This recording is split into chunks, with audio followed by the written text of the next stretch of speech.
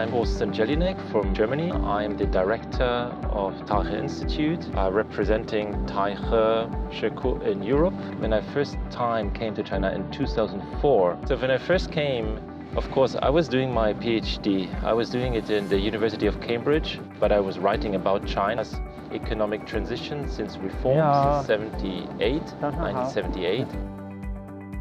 I wanted to have an understanding what kind of economic model, growth model China has compared to the West. And what are the challenges? And how does China's government and the people on an everyday basis cope with that huge transition?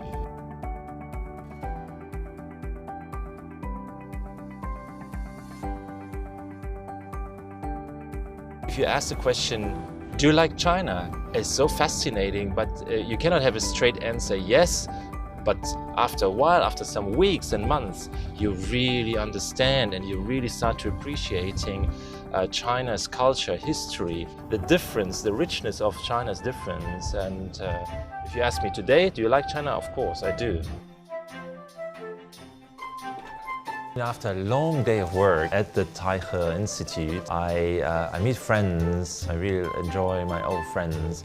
And well, I really like all kinds of Chinese food and even spicy food. You can't really believe when you're outside China, but once you come and you see that China has developed its own kind of modern art, and this becomes very present in this part of Beijing. There's a certain critique of the Chinese development model as opposed to the model which the US dominated after the Second World War, and where the US used different forms of power to make it a global standard. And you can critically say to create markets for the US economy, development is freedom. I think, of course, every country has its rights to develop. So in this sense, it is completely right to say there is a freedom of development. I think that the world probably needs new forms of development. So basically, the Belt and Road Initiative has a potential to become a platform for a new multilateralism. And the current world order, which is significantly changing, has its roots after the Second World War. And it might be not fit for a globalized world as it is. So we can be actually looking forward that the new, strong, rising countries like China provide a new platform.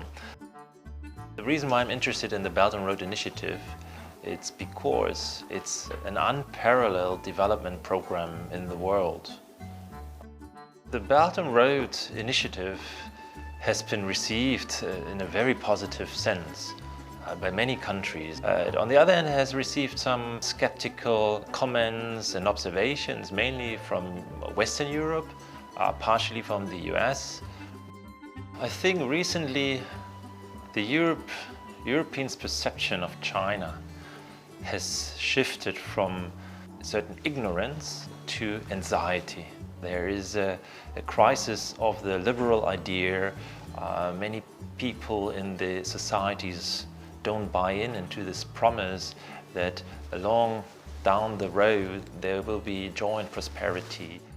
So this has created a lot of frustration. I think the countries alongside the Belt and Road Initiative in general can greatly benefit from the Belt and Road program. And also some of the European observers said that the program might create stability. China is providing a new vision for the world. I think this should be appreciated in first instance.